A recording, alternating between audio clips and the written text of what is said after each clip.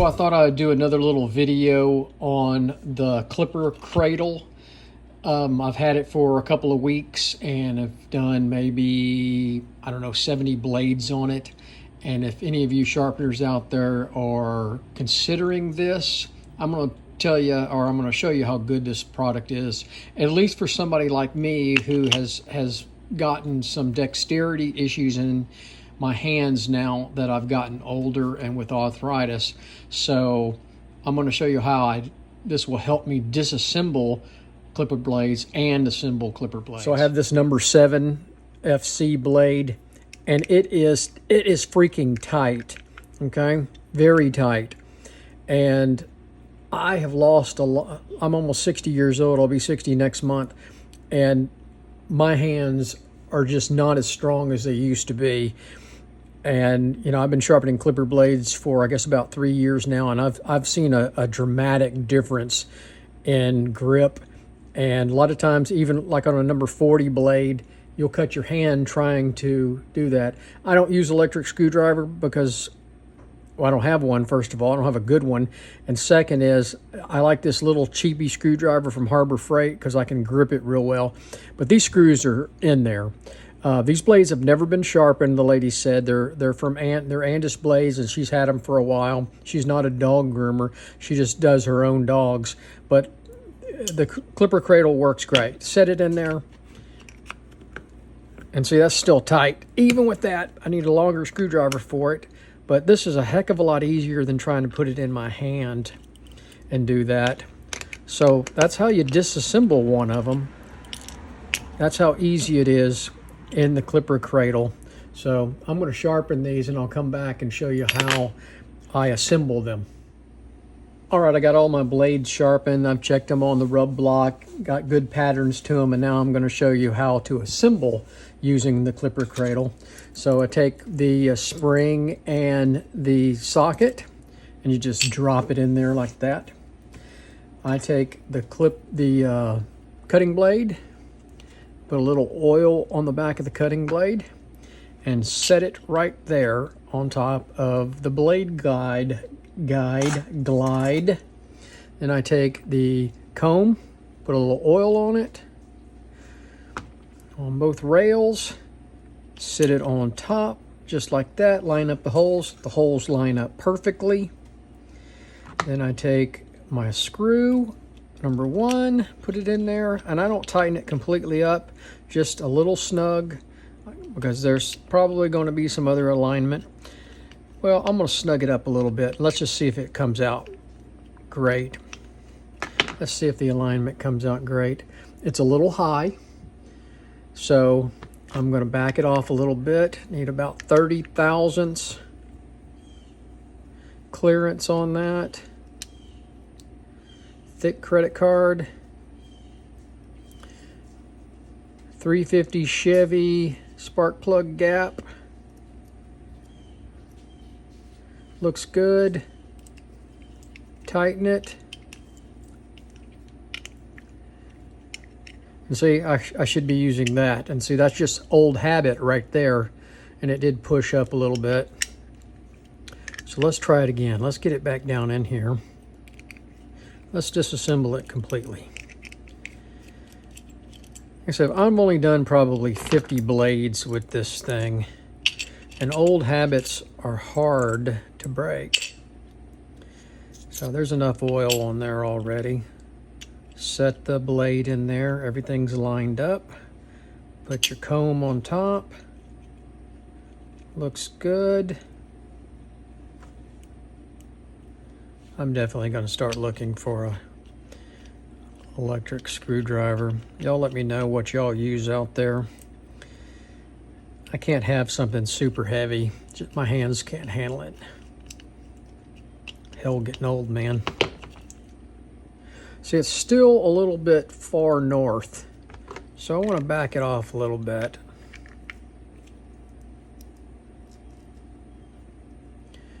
I keep pushing it up.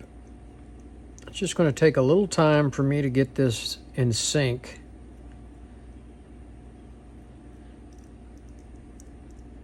Another sharpener in Oklahoma, Tracy Marks. You've heard me talk about him on my YouTube channel before. He's a good engineer, and he comes up with some great ideas. And he put a magnet behind here, a rare earth magnet.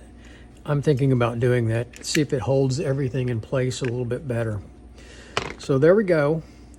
We got the right setback on there. Pressure feels pretty good. Let's get our little tool out from Dennis Brooks at Hamagara USA to check the pressure. Where are we at? Ooh, that's a little heavy. It's not moving, is it?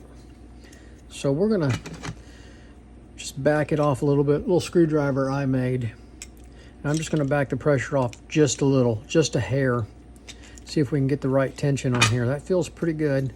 Oh, that feels real good. That really loosened it up a little bit. So let's check our pressure again. Oh, it's too light now. Well, see, there you go. It's a balancing act. See how far I am? You see that? So I'm gonna put a little more pressure on the downward pressure on that spring. And this is not the ideal way of adjusting that spring. I got a little screwdriver I specifically made for lifting these. I'm just going to give a little tension on it. The alignment should be perfect. And it is. And the pressure's perfect too. Yep, we're good. So there we go.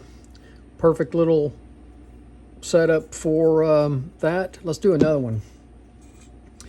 I'm going to stop for a second. All right, I had somebody come up to the gate, so I had to stop. So we're going to do the next blade. You take your socket and your spring and you drop it in there. It lines up perfect. Then I'm going to take my cutter. I've sharpened this cutter on my diamond plate. There's no chips in it. Looks good. Looks real good, so it should cut good.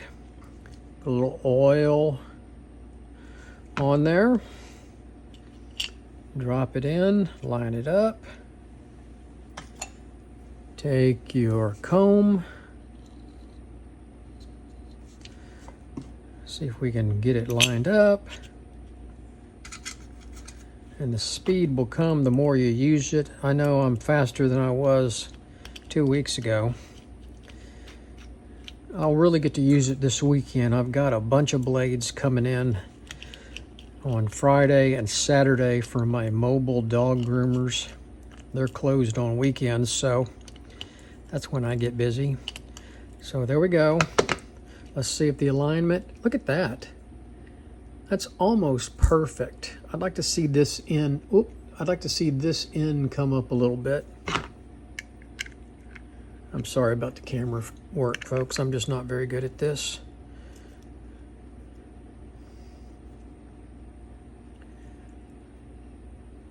That side needs to go up just a bit.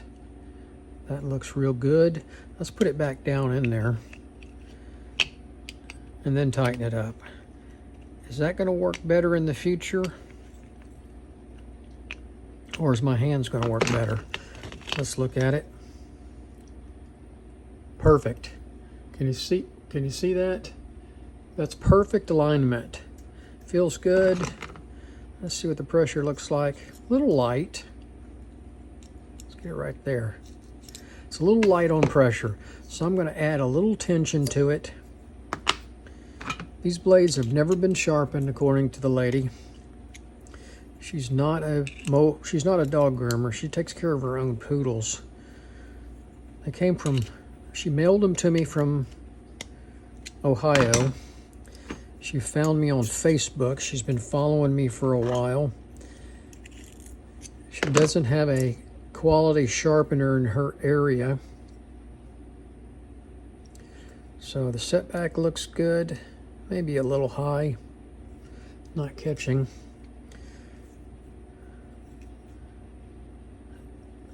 So let's check the pressure. Perfect. Right in the middle. Did you see that? Right in the middle. So that looks real good. That one's ready. So let's do the next one. Same thing. Set it in there. Let's move that. Get it in the center of the film here. Take the cutter. Dab of oil. Set it in there.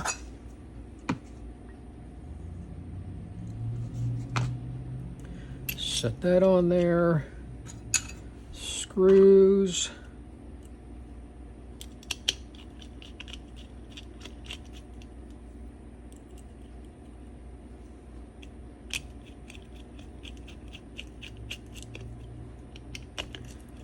Snug it up. Alignment's too high. I could feel it right there. So it's not perfect every time. I know the shop makes one. It's a jig for clipper blades that everybody loves. It's $500. That may be in my future. If it's a better tool, I'm going to buy it.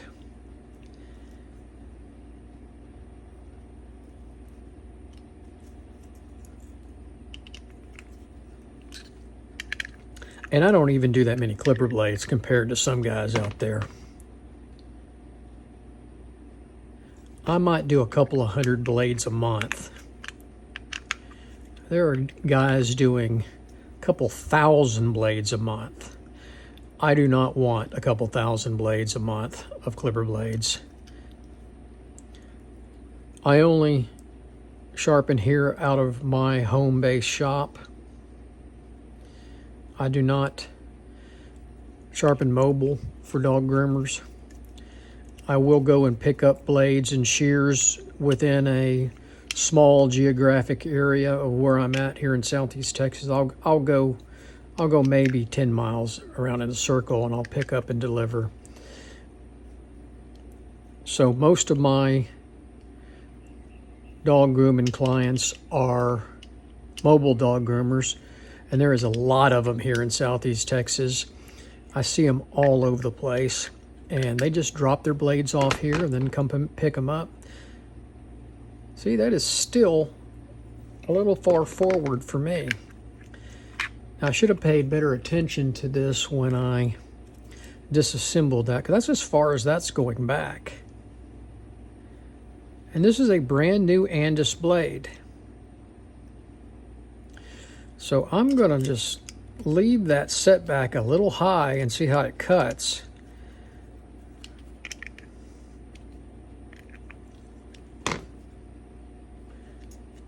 Pressure's good. Perfect. Perfect. All right, so one more to do of this batch. This is just 4 blades that I got in the mail yesterday. Oh, I didn't demagnetize this one. I didn't demagnetize it well anyway, because it's sticking to the pan there. A little oil on the cutter. Got some grit on this. Thought I cleaned it well, but I guess I didn't. That looks good. A little oil.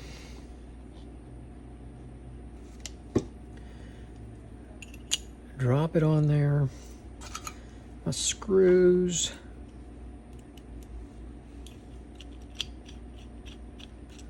Snug, but not tightened yet. I think that magnet's going to help. I think, and man, that's perfect. Maybe a little high on this side, or low on this side. That looks pretty even. That looks good. So that worked out well on this number 7 blade. So anyway, there's 4 blades right there that I did using the Clipper Cradle. Well, that's tight. Let's see if it loosens up a little bit here.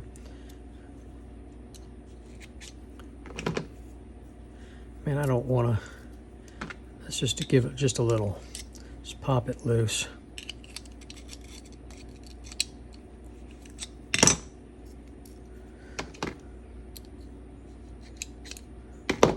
It's still much. This is a newer blade from the factory. It's at the high end, but I'm going to leave it and see how it cuts. So anyway, that is the real life use of the Clipper Cradle. I did another initial review on it. If you guys are thinking about this product, I think it works really well. And it's $30. That's dirt cheap. And it saves my hands. Hey, thanks for watching. Find us on Facebook, Instagram, TikTok, and X. Follow us if you're a sharpener out there. Love to hear from you. Be positive. Have a great day.